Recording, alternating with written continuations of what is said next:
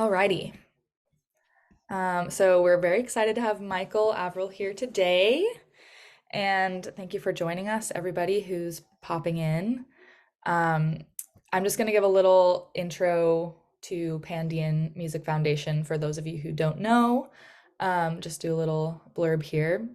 Pandion is a free online platform empowering artists as they navigate the music industry through educational resources, workshops, wellness guidance, and direct access to experts, helping to provide a constant thread of support for music creators with a specific emphasis on uplifting music creators from underprivileged and marginalized communities. So we're super excited to be doing these workshops every week now, featuring different mentors, artists in the music industry from all different areas of the industry each week to help people gain more access to education and information and make connections. And if you haven't joined our Facebook group yet, I'll put a link in here for everybody, and I think I can pin it.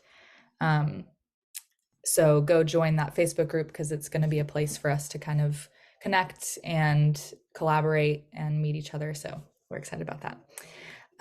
So Michael is here. His little blurb is which I want to ask you about, the Willy Wonka of songwriting coaches, a skilled podcast host and a masterful motivator who lovingly pushes songwriters into the fire of their creativity. I love that. Is my favorite bio. I was just like so obsessed with that bio when I read it. It's like, if you wrote that, well done. But I wanted to ask you about just to introduce yourself a little bit, Michael, and also maybe tell us why you are considered the Willy Wonka of songwriting, because I think that's so unique and cool. So let us know what you say. Because I'm a wacky dude. There you go. I don't know if it needs more explanation than that. That's a great explanation. I guess. Are you in BC? You're in Vancouver right now, BC? In BC, but not in Vancouver anymore. I moved Okay. out to actually the town I grew up in and was born in, a place called Kelowna, which is about 5 hours drive east of Vancouver. Cool. Wow, very cool. Is it pretty rural there? Yes and no. There are parts of it for sure. Where we are has that feel to it, but it's like a little big city. It's kind of like a little city between big cities, which is a neat environment to be in for sure. Yeah. That's cool. Best of both worlds a little bit. Yeah, totally. Nice. I also just want to introduce Carl's Wolf is here as well from Pandion. So the two of us are facilitating today. Michael, do you want to give a little background on like how you got into music and what led you to this place in your career? Well, I could say that I felt pretty lucky actually, just in terms of family. Family was my access to music initially.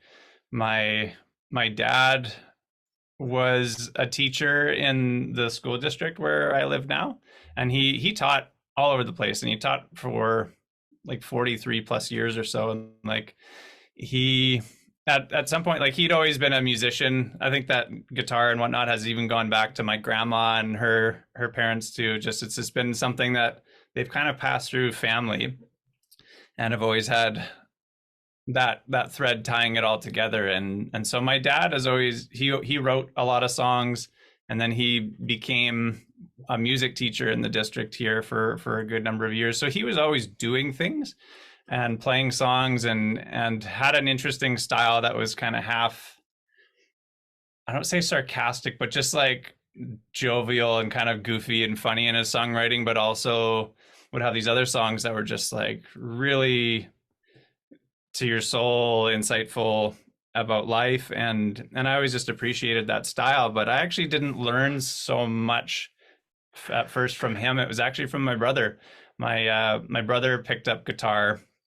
He's about 7 years older than me, and just started getting into, at the time it was like early mid 90s, and the Pearl Jams and the Nirvanas and and all that kind of stuff was going on. And he, whatever he learned, and this went for a lot of things, through sports and through like video games and through music and all sorts of things. My brother would just like teach me stuff, or and he would just really good at figuring things out. And then whatever anything he kind of figured out, he would just show me, and then I would happily go along. So that was kind of my relationship to music for a while. And guitar, I was just learning whatever he learned. So I was kind of at the mercy of that, but it was always interesting to me. So I just ended up by default playing a lot of rock and electric guitar and stuff when I first started. But it just started growing into all sorts of funny levels. Actually, one of the things that I really got into at the time, which I don't know if anyone remembers this or if it still really exists anywhere, but you used to be able to, at the grocery store, go to like a little display of world, like music from all over the world.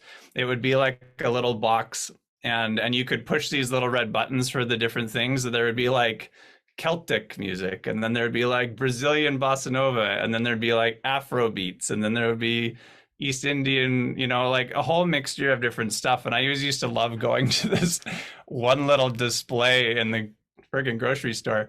And so I would always like press buttons there and listen to stuff while my parents were shopping. And one of the ones that I loved that we ended up buying and taking home was this like flamenco Latin guitar style CD.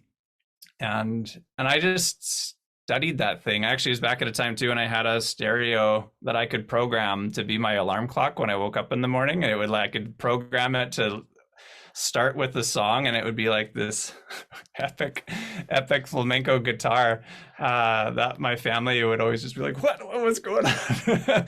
And also was like, I also programmed that to go to sleep at night. So I just fell in love with that album and learned it. I just studied it inside and out just from ear and just trying to figuring it out like a puzzle. And I think for me, that's music has always been a really amazing puzzle to discover. And when you figure out something like a song by ear, or at least close to it, close enough, it feels really rewarding. So I wasn't so much a crossword or Sudoku kind of person. I was like, I want to figure that song out kind of person. and that's how music existed for me and two other friends in high school for a lot of years. And even until college, I never played for anybody. I didn't play in front of anybody. Nobody really knew that I played. So it was mostly out of fear that I never really wanted to do anything like that. But I grew up, my parents, particularly my dad, would host these jams with his teacher buddies. And it was more, I guess, planting the seeds of what a house concert would looks like now, without necessarily the concert, but just kind of like a kitchen jam. And I loved watching that. I loved watching the energy of people engaging through that, and songs being the vehicle of bringing people together, but also just sharing funny stories about why they're sharing songs and why they're trading certain songs that way. But I always sat up in the corner stairs, like in the dark shadows, watching it, because I knew if I got too close, they'd try to make me sing. And I was like, hell no, I don't want to do that. And it wasn't really until I was in my mid-20s that I even tried singing. I just avoided it, like all things you avoid that you don't like. So it was an interesting journey, but to actually come around through college and be pushed by some friends to join some of like the open mics that happened in the residences that I lived in was a really unique experience. And I don't think I ever would have done it if I didn't have a couple other people to do it with me. So just recognizing how much good happens from doing something with other people, especially if it's your first time jumping into anything. I think with music is such an important thing. And I'm really glad I had that, because I don't think I would be sitting here talking to you if that didn't happen.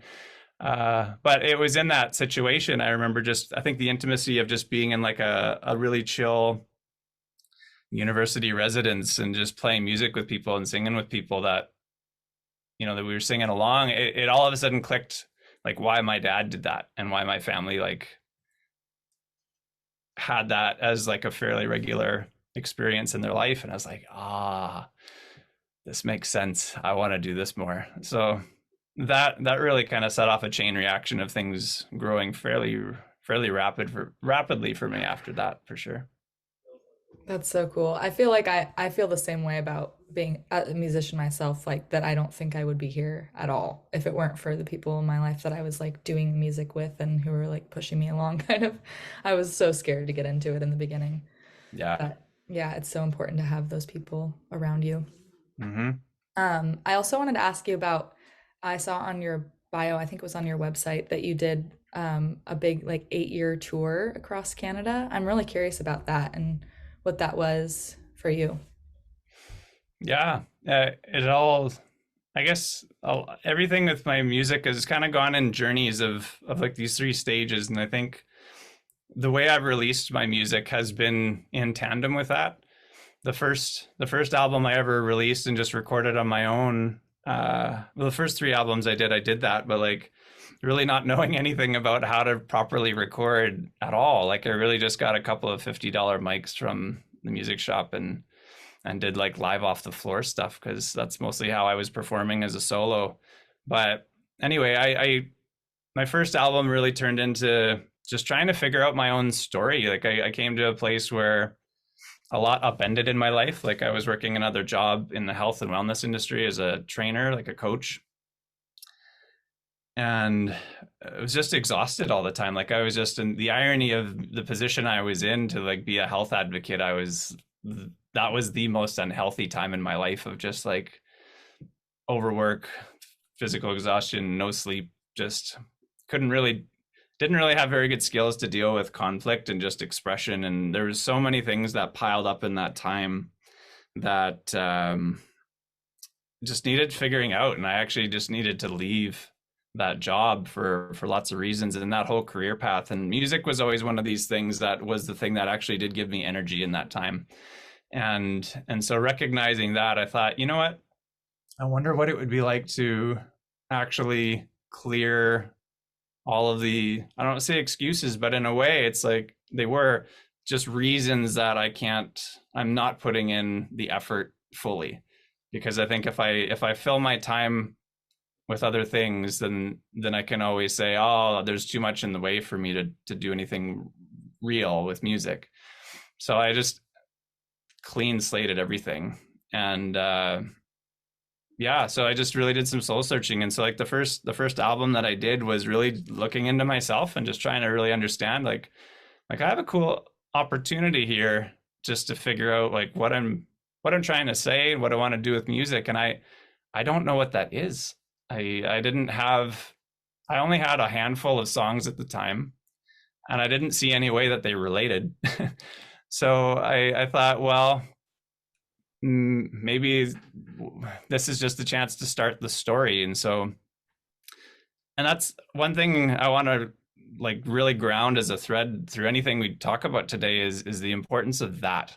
Like I know we had as a title like songwriting and how to fund your music journey, but I think whatever what you do with music, whether it funds a journey or not, is it really depends on that, the ability to communicate a story. And that if I literally think back to anything that has driven me to have a career in music over the last decade plus, it's only because of that.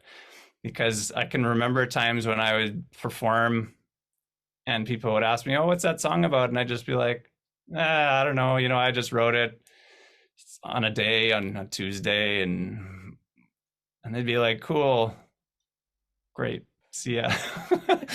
Like there's nothing there for anybody to lock into or to relate to. And it's just when it seemed like I didn't really, not that I didn't have a story behind it, I just felt like I didn't know how to explain it. I didn't really know how to communicate it. And some of the self-doubt, sometimes you think, who cares? Like, who cares about what I did, or like any kind of story? And as a result, you end up shooting yourself in the foot with any kind of possible connection. There's nothing, there's no room for it. So anyway, it was just a large exploration. So like that first album was all about figuring myself out and asking some hard questions. And actually I made the whole album a question. The whole album was literally called What's Life All About? And from being a personal trainer, I had a really interesting job and getting to work with a lot of people in a very intimate way that not a lot of people really got the opportunity. Like I became a person who was very trusted with a lot of personal information, and like people wanting to move towards what they want to do in life, and like most of the time would never share with anybody else about why they wanted to do these things, or like really what the real motivations were. And through that I just got to see so many different views on how people live their life, and where they get stuck and where they grow. But one of the things I think about too is when you get into life, I just started asking people that question. I just pop it on them, like, it's or Monday morning at 6 a.m. Be like, oh, how was your weekend? Yeah, great. It's doing all right. Like, got a question for you. Like, so at this moment in time, what's life all about to you? And they'd be like, it's Monday, man. It's Monday, 6 a.m. But the cool thing about it and doing something like that is that was something I was just trying to figure out for myself. Like I was just trying to understand what my story was in that time. And that felt like the best question to ask. And I was kind of tired of bouncing around, skirting around, asking direct questions, and just trying to find other ways that maybe answers that I wanted would come up naturally, but they never really do.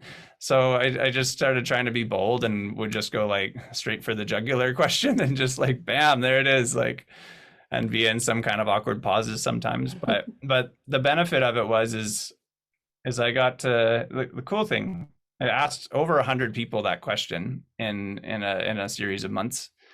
And out of all the 100 more so people, I only had there's only two repeat answers. And I thought maybe that would be more similar. Like I thought that there would be one thing that, more people would tend to reply on, but like it would constantly surprise me is that there was infinite different ways that people could define that for themselves. And it's, after hearing it enough times, and I think this is another thing that's really important in any kind of a music career journey, is consistency. Is when you consistently show up something, it may just be to ask a question, then you get to start seeing these little connecting through lines. And that's really special and really powerful. And I think that's what really kind of helped found some seeds for me, and to kind of see, okay, like all of these people are saying different things, but they're all kind of the same thing. And what I ended up deducing, and I had fun with the album. Like I didn't come out with this whole album just to say like I know the answer, but I wanted to just explore it and use it as a reason to search deeper into that answer. And what came up for me was a whole album project that I actually made into a puzzle.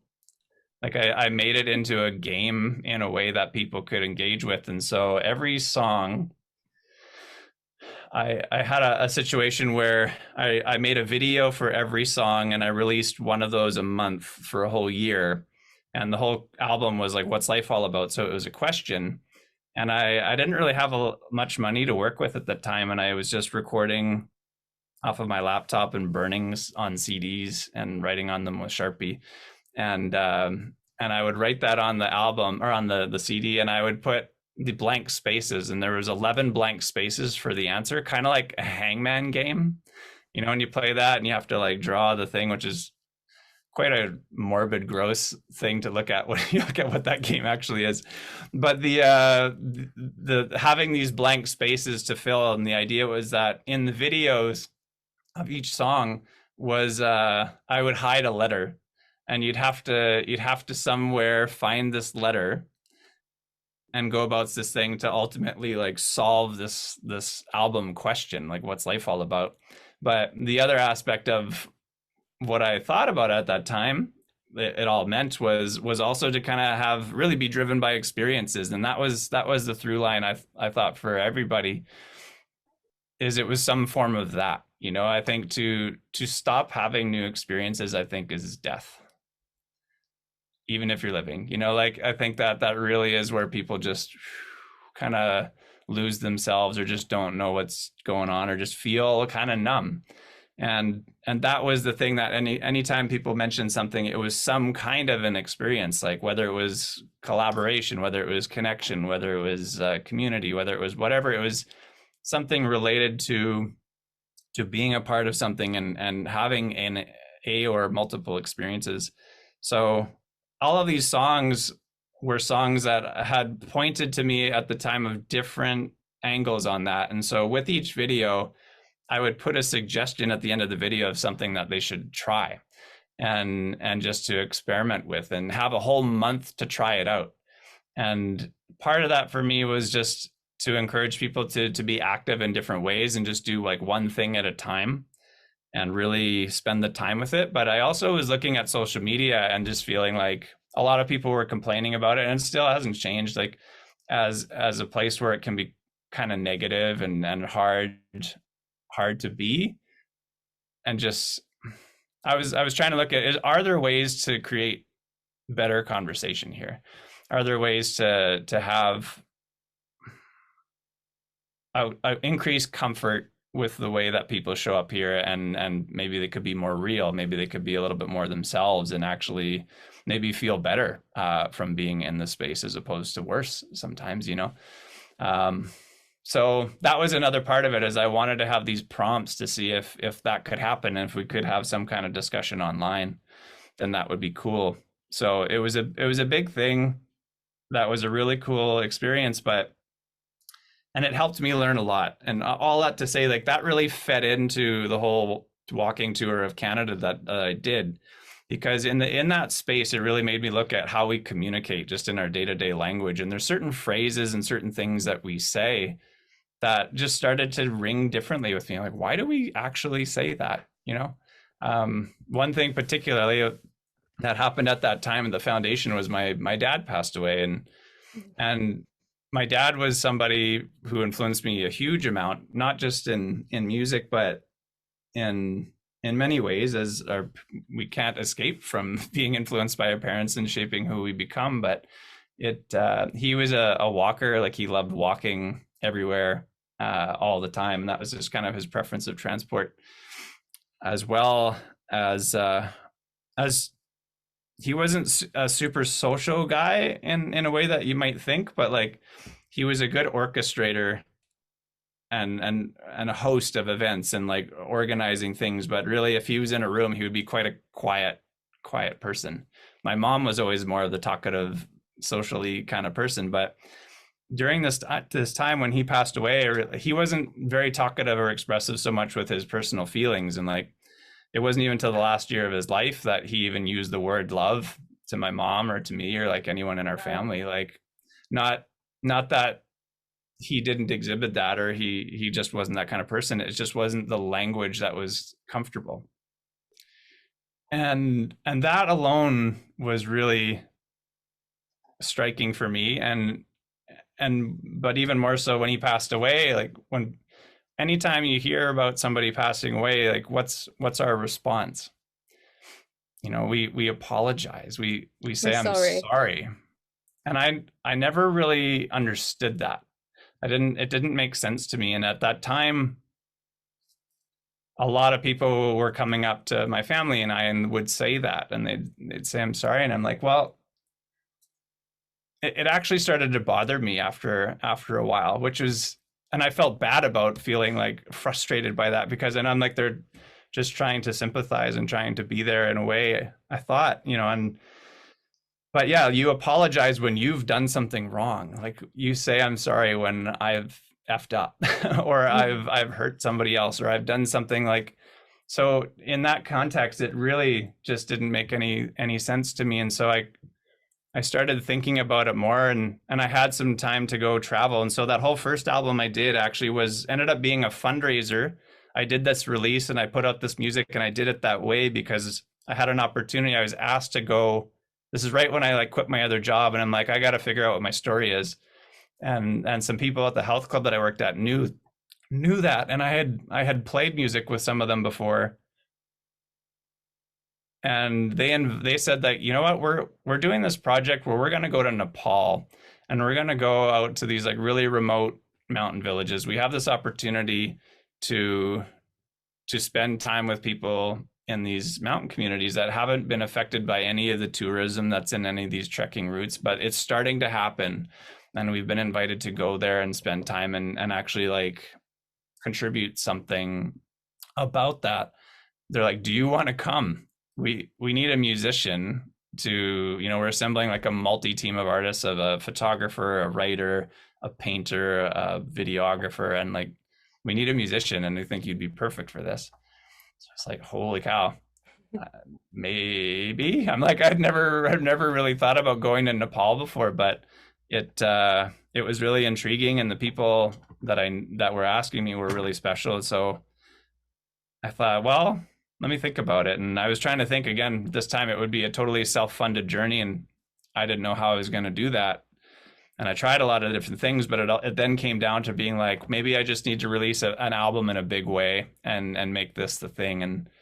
And so anyway, it ended up working. It ended up being a huge show that I did, and I built this huge story around this, like what's all life all about, and created multiple levels of layers for people to experience it. But really, it was a tool for them to learn more about themselves, and really just it was my mission to try to just increase people having those conversations with themselves enough to feel that they could have those conversations with the people who are important to them.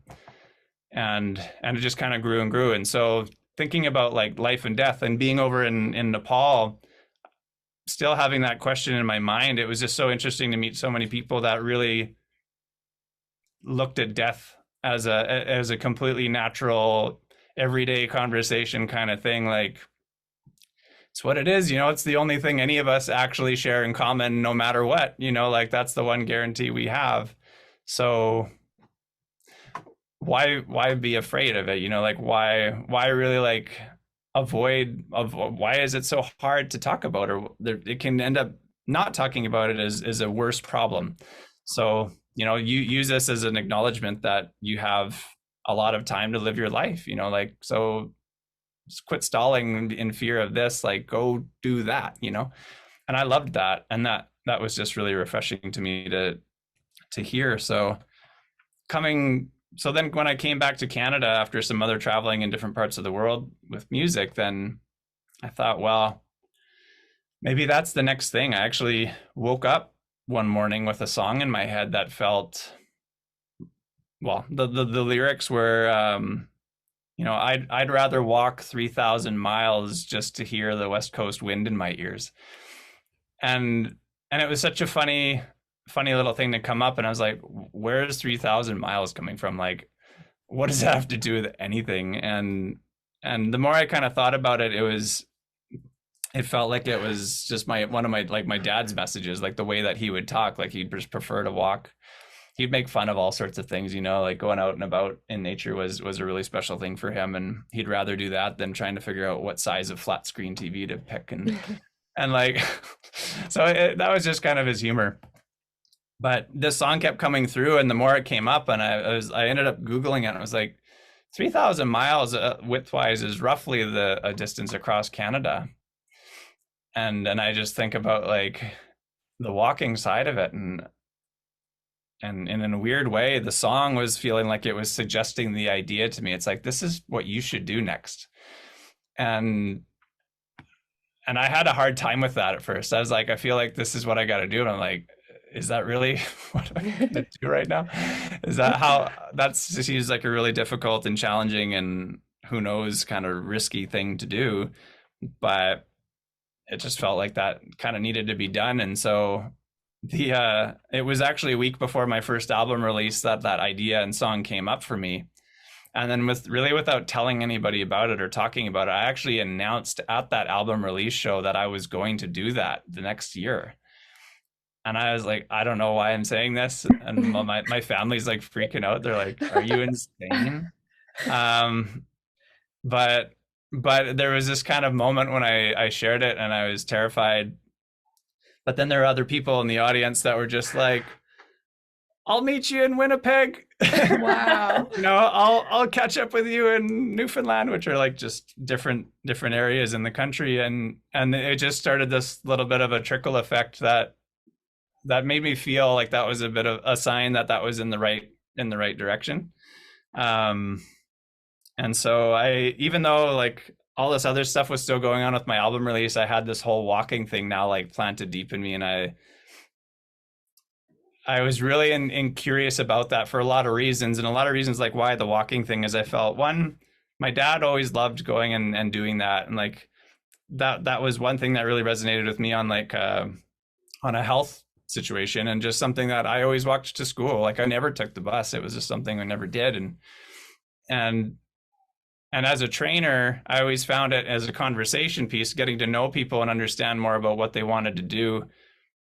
Going out for a walk with them was always better. They always shared more important and meaningful information on a walk than they ever did with sitting in the gym or sitting in an office.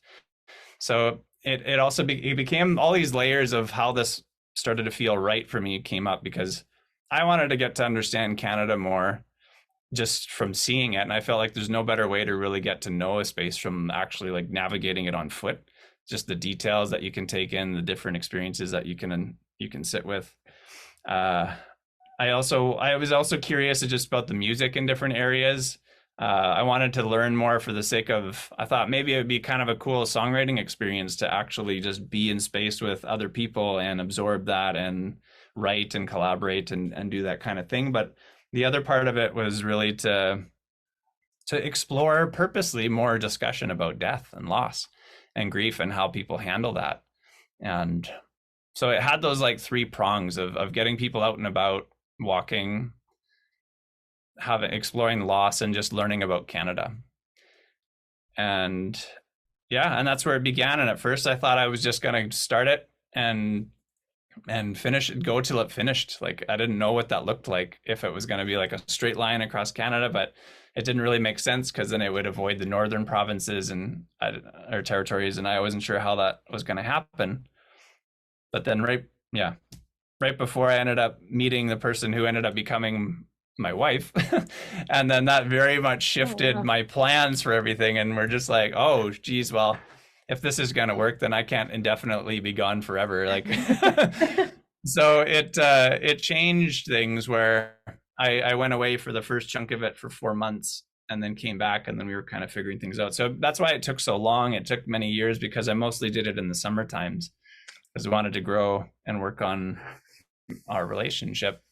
And I'm glad it actually worked out that way, because it allowed it just to unfold in a really special way that kept teaching me more. And it would give me these doses where I would go out on these tours, and then I'd get to come back and really process it and think about what I learned. And then that seemed to open up the new connections of where to go next.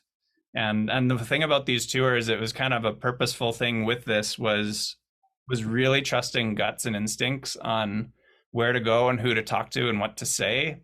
And it wasn't really heady kind of stuff. It was more like, that person's got a really cool hat. I'm going to go tell them that is a really cool hat that they have and see where that goes. You know, like it was that kind of stuff, like very impulsive.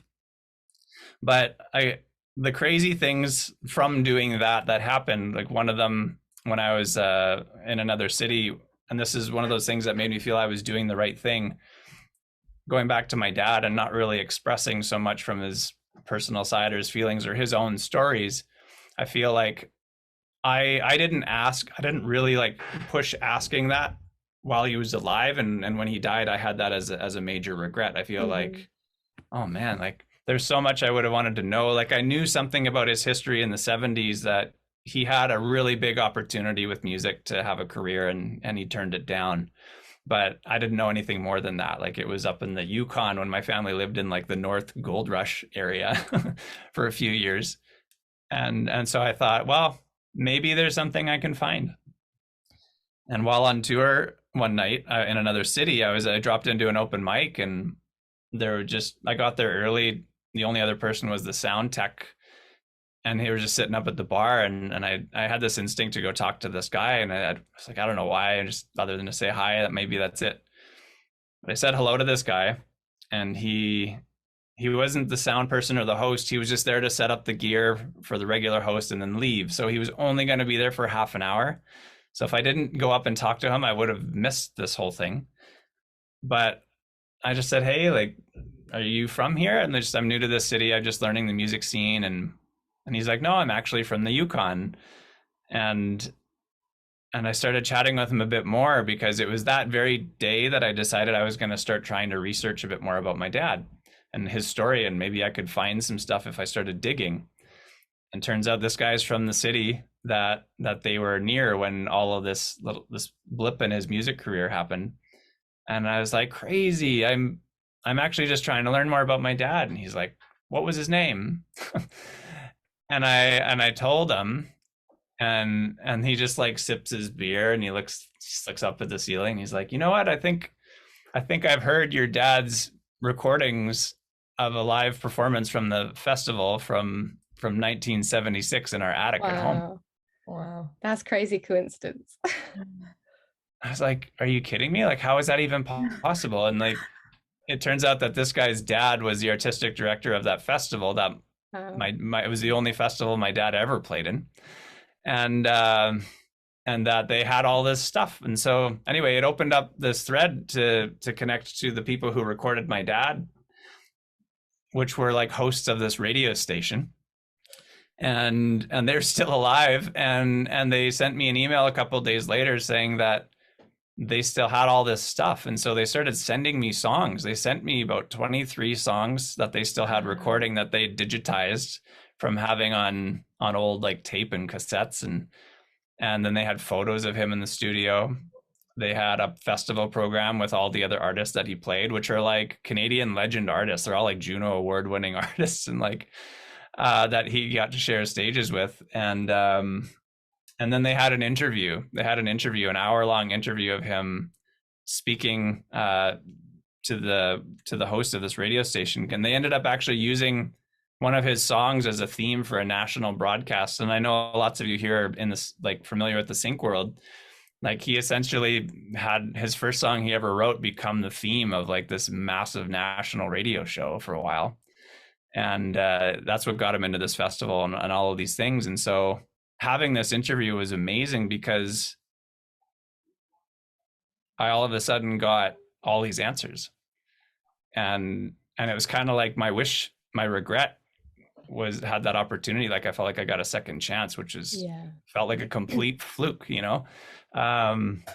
But again, it's a very simple thing that goes back to like, if I didn't share my story at that moment, which is very simple. It's like, hey, I'm just looking to track down information about my dad, and this is kind of what I know about him, what he did, then that wouldn't happen. And so that kind of level of thing has happened so many times since, just because it's like when something like that happens and you've really like trusted your instincts to ask a question and move forward on it and just see what happens, it gets stronger. Like, your impulses to ask and do things get way stronger.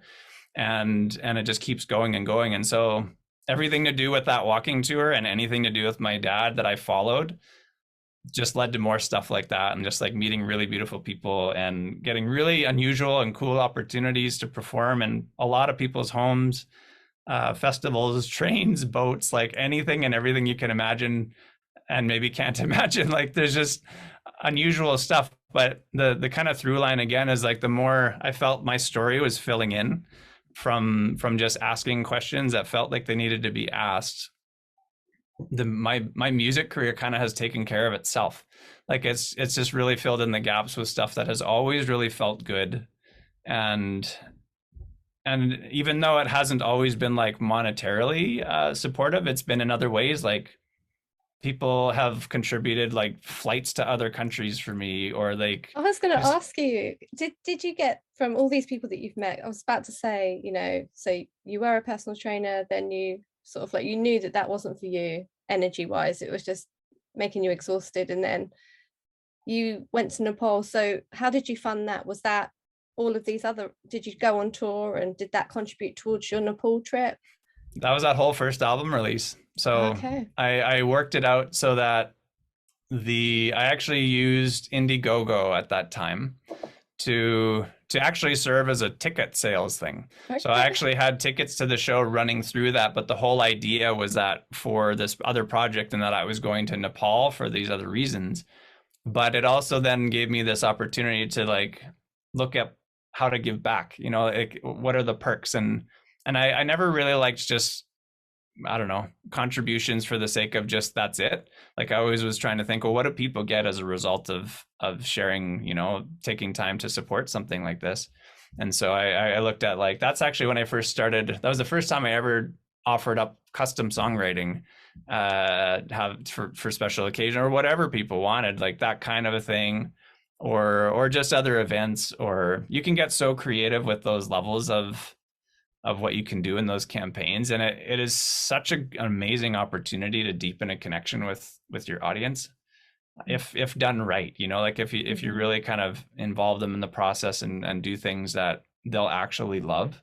But so yeah, that's actually ended up funding the whole thing. That funded the whole trip.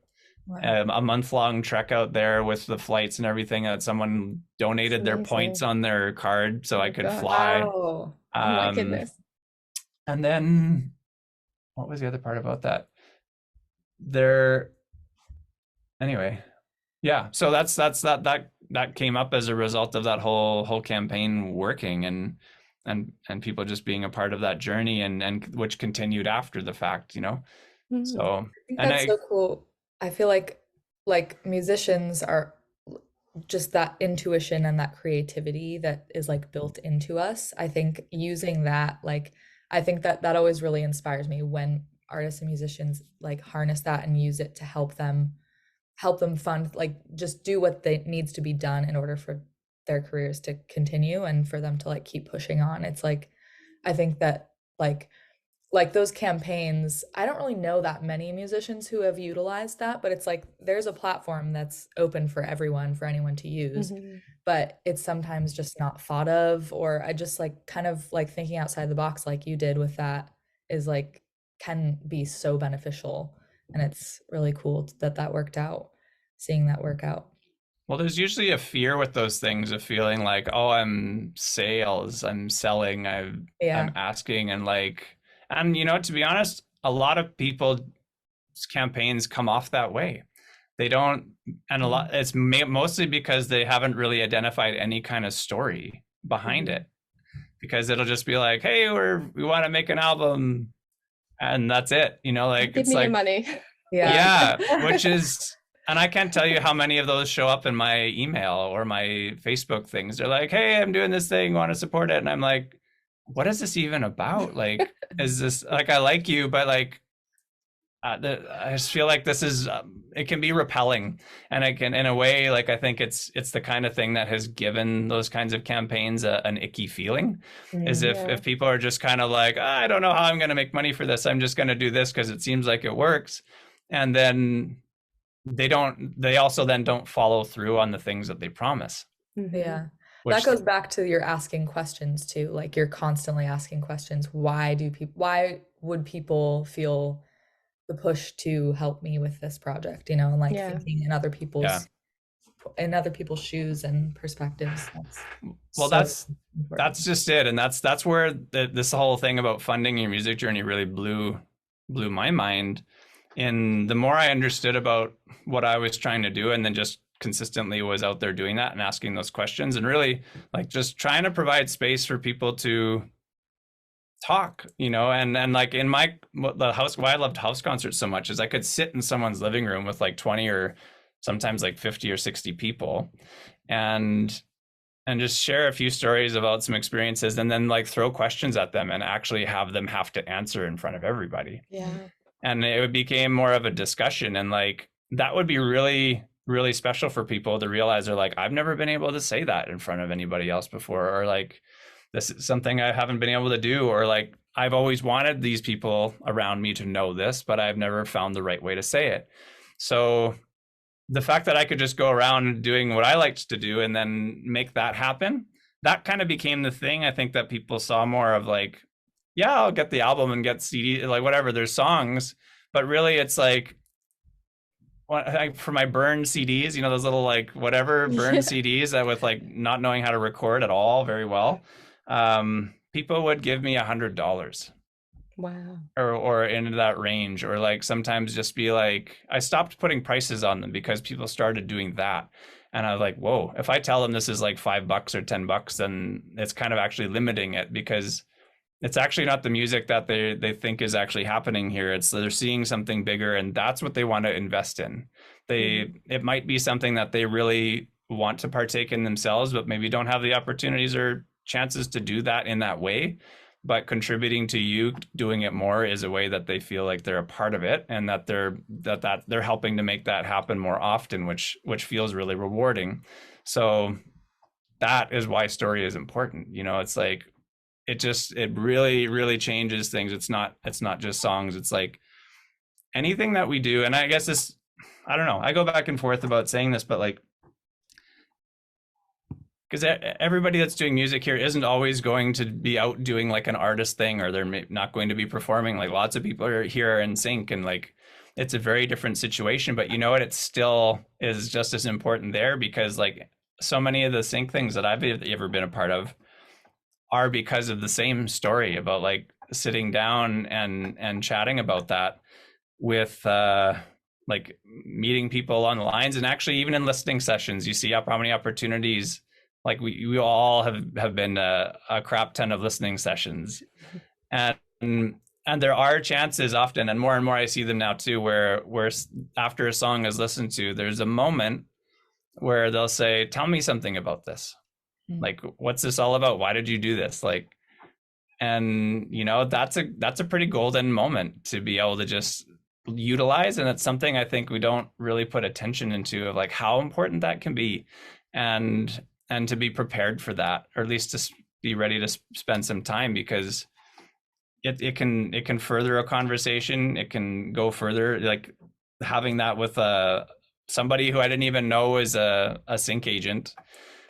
I just shared what I just shared with you, and they're like, "Whoa, like where can I hear your stuff? Like, how can I follow your journey?" And I sent them a CD at the time, and a while later he's like, I didn't tell you I do this, but I do some music licensing stuff. And he's like, I think a couple of songs on here would be really potentially good fits for sync. And I was like, okay. I didn't even know what that was at the time. This is like 8 years ago or so.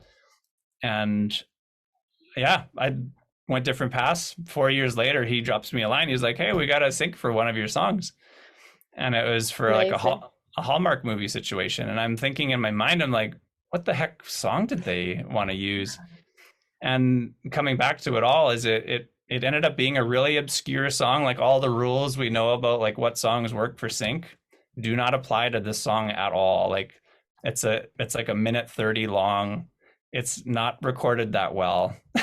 I didn't really sing all that well in tune on this recording. Like, it was just so many funny, weird things about it that are kind of big no-nos. But they chose it, and they're like, yep, this is great. And they paid me for it. And I still get royalties from this like 5 years later, because it played over in France and England and some other places.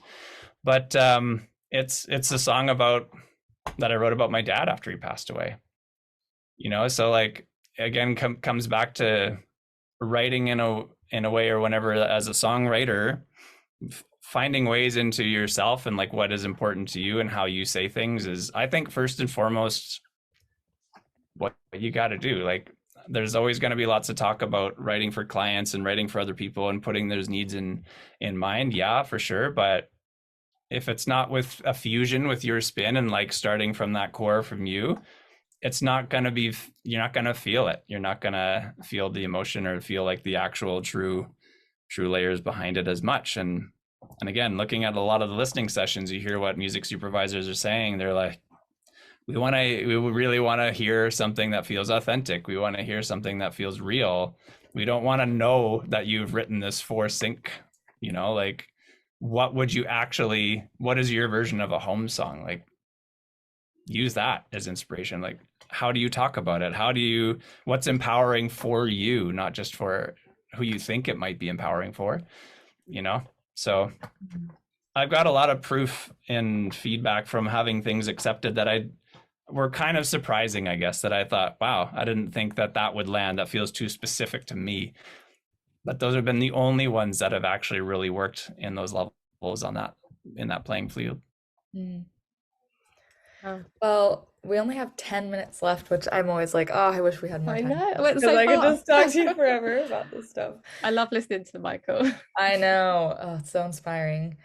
Would you want to do a song share, or we could do, because we do have our Ask Me Anythings after, so we could leave the questions for that and then just do a song share for the rest of the hour, or do you think that what would you like to do? Yeah, well, I could show you that song because it's short and Sure. tell you something about it because it was funny when you talked about doing that and I had forgotten an element about the writing of this song that I don't think I've ever told anybody, and it might be just a really kind of a neat moment right now. Yeah, I would love to. Um, Love to have you do that. but but yeah, like so one thing that I can thank my dad and my brother for is just really getting into the music at a young age, or when I first started playing guitar, of Eric Clapton, and particularly his live unplugged album. I studied that thing almost as much as that like Latin flamenco grocery store CD that I had. And there is a certain style. There's a song on that album called Lonely Stranger. But I started seeing similarities the more I kind of looked at Eric Clapton playing. And one of my favorite songs is Change the World. That song. And I'll switch off let me know if this is okay. I'm just going to switch my sound mode. Does that come through okay? There's that really cool like progression in that song where it's like, sorry, what was that riff, that little moving around the E chord. I love that so much, and like he does that in a few different things. And anyway, I think anytime I play anything Eric Clapton, I think of my dad, and I remember after he died, I was thinking more specifically of just noticing certain moments being in my parents' house, or like being in my hometown city, or just other places where I'm like, this makes me think of it. It's like I see him. It's almost weird, like in a way, it's like I can imagine him just like being in a certain thing, or like in a conversation with other people, and knowing that he would respond in a certain way. Like if he was here, he would say this now. And in a way, like I think I've talked about this in the past, like feeling like maybe that's what people refer to as haunting. It's like when you see and hear like what seems like somebody who's not in this world anymore, but in a different way. I thought, maybe that's just an interesting way that people still carry on in whatever plane or form that they're in, that's the way that they still live on is through our senses. And like when you have those experiences, that's just kind of a reminder that they're still kicking around with you. so I think like listening to and playing anything with Eric Clapton music, I have that kind of a connection, because there's one time in a performance where my dad and I jammed on one of the other songs of his. That's when you're down and out. It's like, nobody knows you when you're down and out. He used to love that tune, and we would, that's the only time we ever performed together on stage was with that song, and so that's always had a special connection. But yeah, this is that song that I was kind of going back and noodling with that kind of progression, and then ended up writing my own. And this is the one that was in that Hallmark film, but it actually has constantly been the one song that keeps showing up for different TV, film, movie things that people are really interested in all the time. So it's called Living Through My Eyes. I'll play it this way.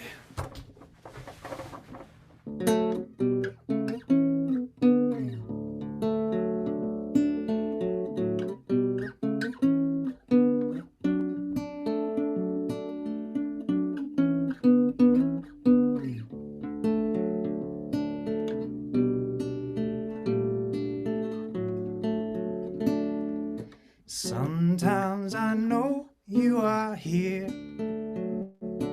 Sometimes I see you so clear in my mind.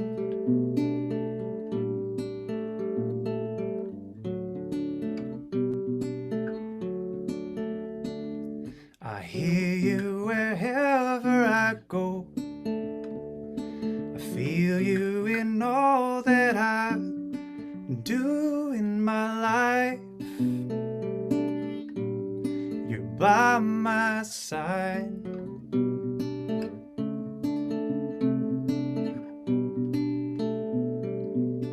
Even though we never said goodbye,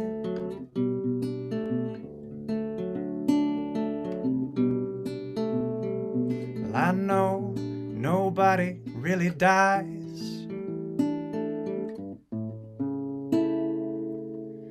and you keep living through my eyes.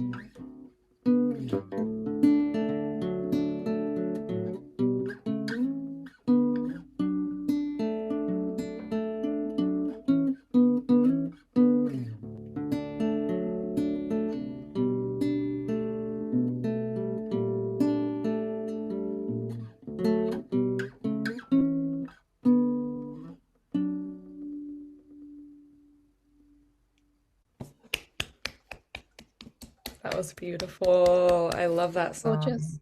Gosh, it's so powerful. So Thanks. powerful. I love the sound of the classical guitar. I feel like people don't play them enough. Mhm. It's so nice. Yeah, these guitars you can play for days, and actually that was one thing that I, especially when I had a lot of years playing as a busker in all seasons, being out in the cold and whatnot. It's like the nylon strings or something that Yeah, I actually hadn't thought would of be that. something that you could keep going, and it would actually be a breeze compared to steel strings. Nice, a little gentler on your fingers as well, I'm sure. Yeah. Yep, definitely. Oh, wow. Amazing. Thank you for sharing that, Michael. That was so nice. No, my pleasure. Special. Mhm. I just wanted to let everybody know again that there's going to be the AMA on our Facebook group. So let me drop a little link to that in case some people don't have it. So if you have questions for Michael that come up, you can ask him on this on our thread on the Facebook group anytime until Friday. So I love John here, Jonathan Waller. This is love thinking of music as the ultimate icebreaker. oh yeah. It's so true. It's so true. And actually, I think if for the question thread, I guess if we want to go back and forth, yeah, I'll be jumping in there. If anyone has any questions like that, or if you want to like test out some questions that maybe you want to try with your audience, feel free to fire them there, and I'll help you. Well, just either just answer, but also to guide you with some points that might be more helpful in how to hold that space and how to navigate that for your audience. And I think that's one thing I'll just put as like a final thought before we wrap up is that's kind of what we are, like if you're looking at funding your journey, depending on you can do this so many different ways, but if you do have an audience in some capacity, we become conveners for people to connect through. And so if you really can accept that and look at that, it's like, if you have that opportunity, what is it that you want people to leave with? Like, what do you want to gather people for? And in that case, what questions do you want to ask to help that happen? That's so great.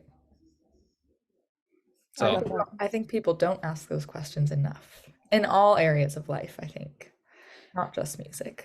totally. But like, yeah, we're kind of like prompters in society of that, like that's been a major role, like even traditionally back to like Bard and Troubadour days, like we were the social media, like we were the ones putting what was happening into stories and sharing them so people could get caught up on what's going on. So part of that is offering up an opportunity to discuss about it. So that's very, very important to remember. So like why we're here, why we're like, what's the point of us sharing our music and bringing people together? Great. Thank you for sharing this. It's all been so inspiring and motivational. So thank you. Appreciate it. Thank you. Yeah, well, great to see so many awesome familiar faces here, and just I know so many people here, and the stories that are in here are amazing. So it gets exciting. So don't hold back on sharing those stories, because that's and welcoming others into that to share theirs. Definitely. Thank you for being here, everybody. We're going to sign off, but please keep the conversation going on Facebook. It'll be there for you. So thank you, everyone.